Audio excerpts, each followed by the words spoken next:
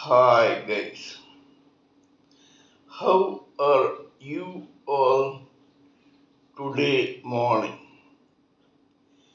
Good morning.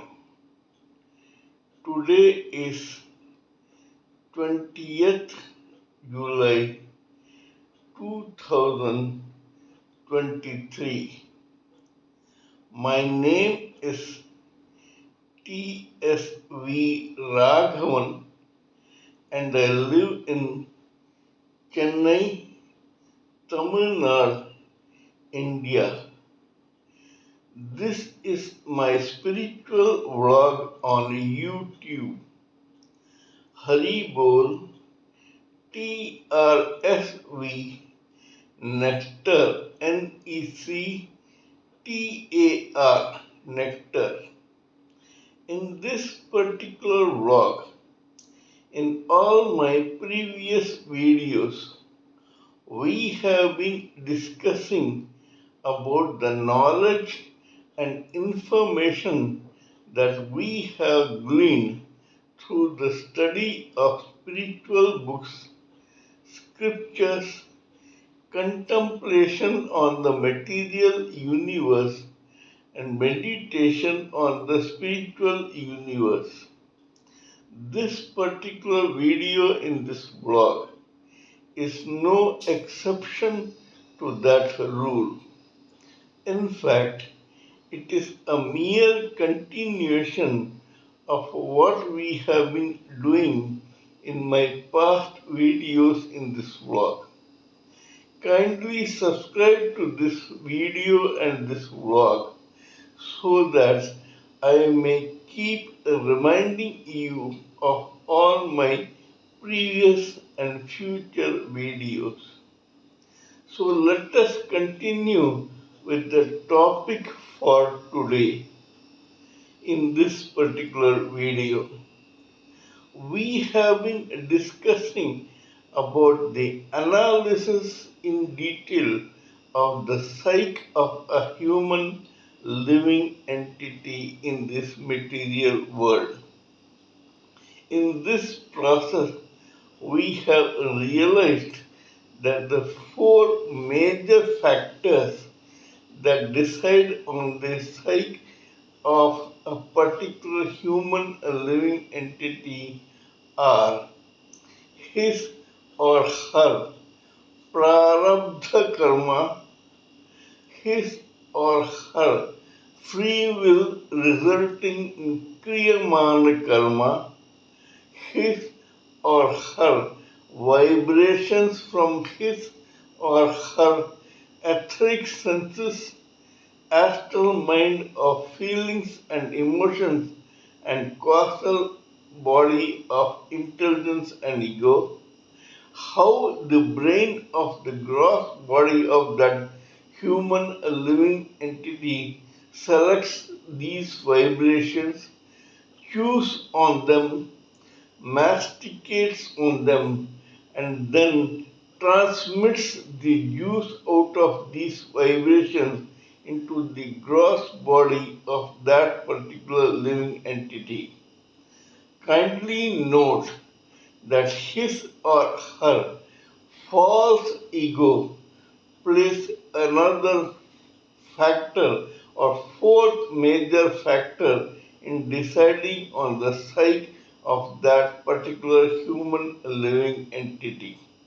That is prarabdha karma, kriyamana karma, vibrations from the three subtle bodies, plus the false ego of that particular living entity, along with some other not so important factors, decides on the overall psyche of a human living entity.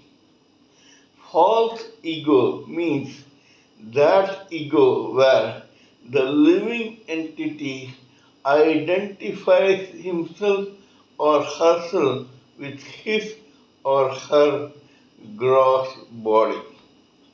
So in this process, we went about discussing several case histories which authenticated this theory and made us understand how the human psyche works in the case of different types of living entities.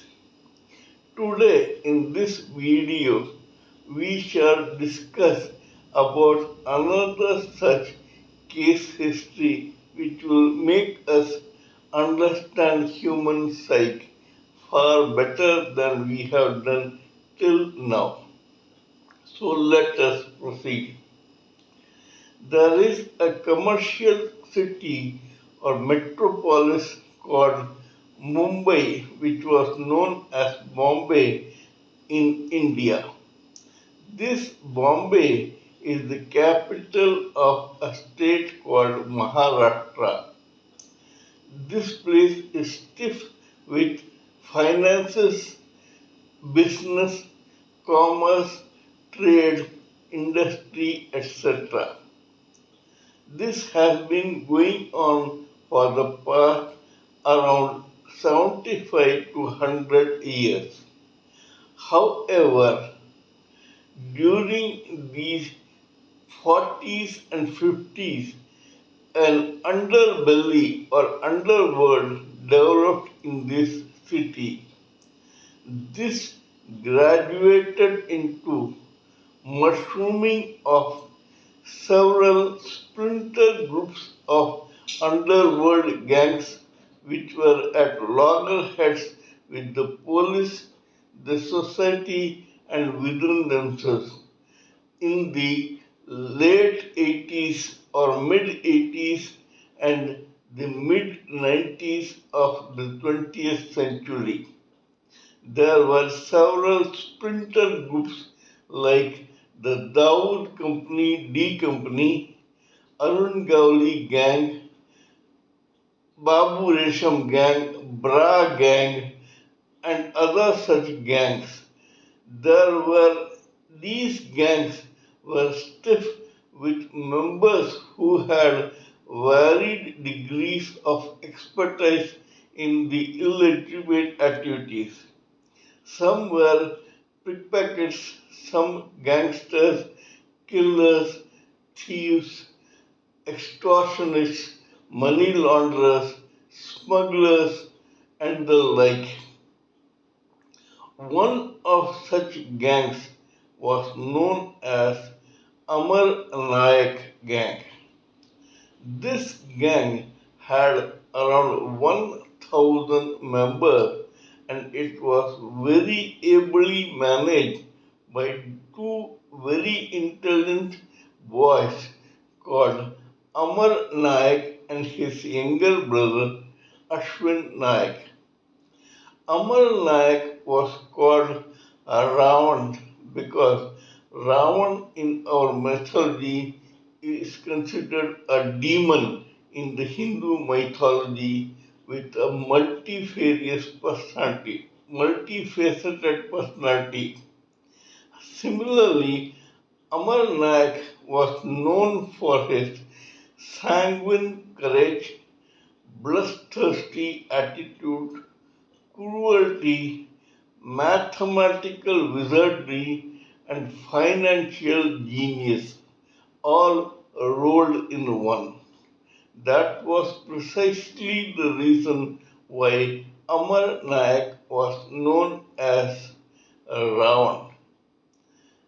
As intelligent and capable as the two brothers were, these guys were ably supported by their underlings, of whom the top was a guy called Balu Dhokre. It is the life story of this Balu Dhokre that we are going to talk in this particular case history. Balu Dhokre was an intelligent person whose cerebral faculties bordered on genius. So intelligent was he that he made this Amar Nayak gang a well-oiled machinery of underlings and other work, etc., through his own computer. But before proceeding further, let us talk about Balu Dhokre properly. This Amar Nayak operated in an area called Central Bombay, where he and his gangsters lived in a very huge building in a department in Bombay, Chawl area in Bombay.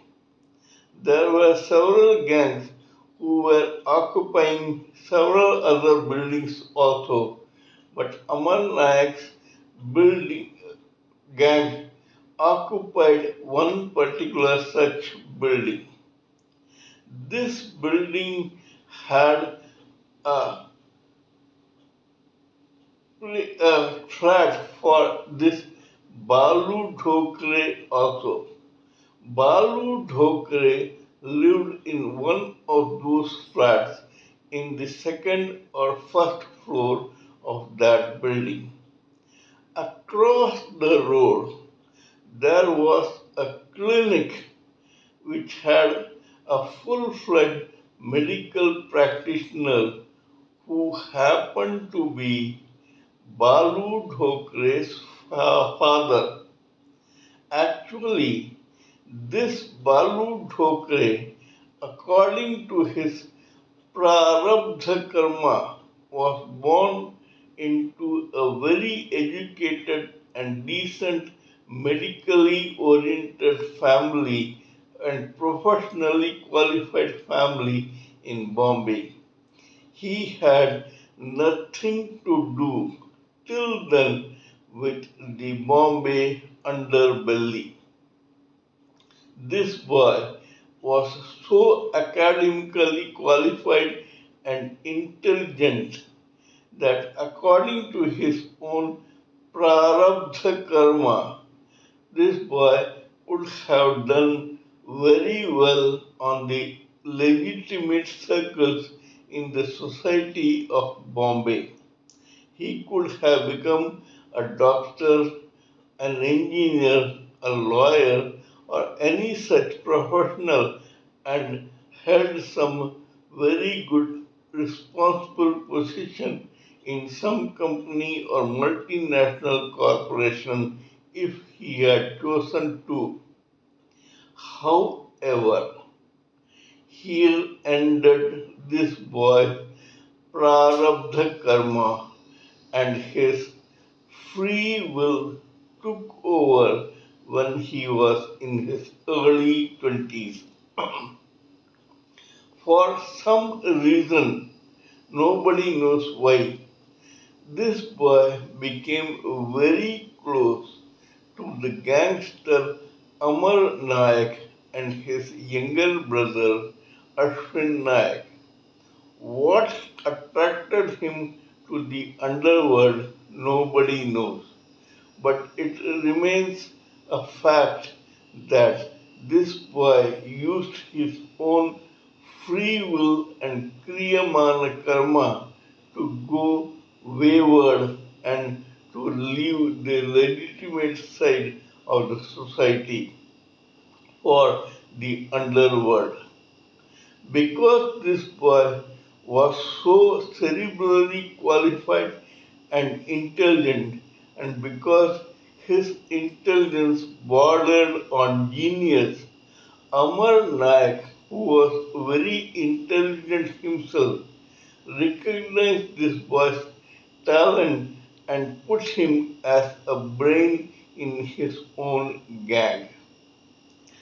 This boy began managing and administering this particular gang to the satisfaction of the Nayak brothers. He was so brilliant a person that he used his own cerebral faculties to make up a network and to manage it through his own computer in such a way that all members all around the country of the Amar Nayak gang were well looked after and their families were very well taken care of by this Amar Nayak gang with efficiency and through a well-oiled machinery managed by Balu Dhokre. So much so that when Amar Naik was ultimately killed in a police encounter, his members or people who belonged to his gang refused to join any other gang in Bombay and chose to live an humble life thereafter and become petrol pump operators, coconut sellers, petty shopkeepers, hawkers, etc. But they did not want to go back to the underworld just because they now did not have a boss like Amar Naik and a friend like Balu Dhokre. Balu Dhokre was born according to his prarabdha karma, full of very good promise to become an upstanding, legitimate guy in the society in Maharashtra. This guy was quite qualified to become a proud member of the society and to make his own family proud. However, nobody knows why he chose to use his free will and kriyamana karma to change directions and to go in a very different way that led to illegitimate business and to crime. Yes, Balu Dhokre himself was not a criminal. He never committed any crime, but indirectly he supported gangsters by keeping them and their families happy and by supplying them enough resources for them to execute their missions of crime. Amar Naik, who was known as a Ravan, was very proud of Balu Dhokre. But this made the rival gangsters in Bombay at that time quite envious and jealous of Amar Naik. One of such gangs was another powerful outfit called the Bra Gang, which was managed and headed by a gangster called Arun Gawli. This Arun Gawli had the habit of trying to concentrate on who operated a particular rival gang and to find out who was the brain behind it and then to destroy that particular person. In log, Barun Gauri and Amar Nayak were at loggerheads with each other and they were involved in a running gang war for several years. Amar Nayak was on the winning side and he had the upper hand in the gang war till one day Arun Gowli was told that all this was possible for Amar Nayak because of a guy called Balu Dhokre. Arun Gowri decided to kill this otherwise harmless Balu Dhokre to destroy the Amar Naik gang. Arun Gowli's Bra gang joined together and they conspired to kill Balu Dhokre. In the guise of policemen, these guys went to Balu Dhokre's building one afternoon in a PCR van, went inside like it was a routine police raid, went up to Balu Dhokre's flat, identified him, and shot him point blank in front of several horrified building residents. When Balu Dhokre was killed, this Amar Naik gang began to break. But this is not we are here to discuss about. We are here to discuss about the human psyche. If we see in this case history that a boy who was born according to his prarabdha karma with a lot of positive promise and talent misused his own talents according to his own free will and kriyamana karma and came to such a bloody and sorry end.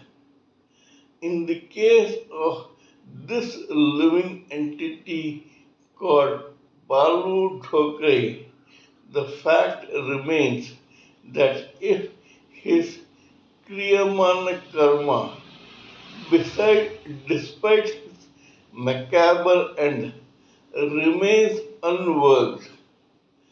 This Kriyamana unworked karma in his karma or Sanchit karma will be joined along with his Agami karma and get deposited in the already existing Sanchit karma of that particular boy or that particular living entity. So much so that when he was born in this particular lifetime, his prarabdha karma did not have any negative vibes in it.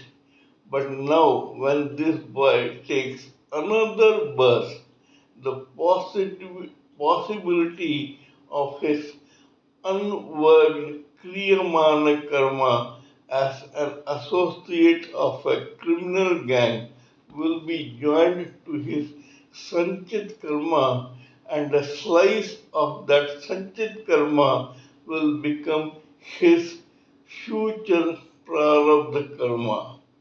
He may be born as a male or a female, but the fact remains, and this can be ensured or assured that in his next or in her next birth, this living entity who was called Balu Dhokre in this birth will have the coloring of his unworked Kriyamana karma. This makes us realize that when we are living our own lives in this birth, we must make sure that either we live according to our positive prarabdha karma, or even if we use our free will, it must be used positively only so that our next birth will be better than what it is in this particular birth. Our positive Kriyamana karma, which remains unworked in the end, can be used in such a way that it makes our Sanchit karma either as it was before or even better than what it was before. Only then we can assure ourselves that we will become superior human beings and we will be more evolved than what we are today. Our ultimate aim is to come out of this material world and become totally spiritualized.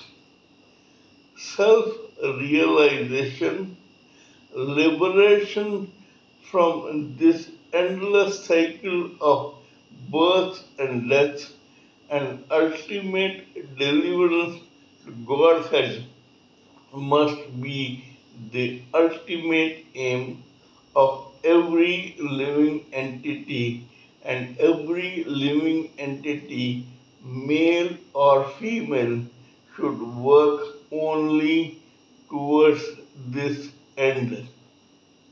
We must remember this to make our own lifetime a success, birth after birth, death after death. Kindly let me know what you think of my talk on this particular matter. Please give me your own expert ideas, thoughts, opinions, and views so that I may blend everything together for the sake of this society. Before concluding, let me remind you that I am also a published author with Amazon Kindle and paperback. I write on spiritualism, fiction, and assorted subjects. Spiritualism happens to be my favorite subject. Till we meet in my next video, it is good morning from TSV Raghavan.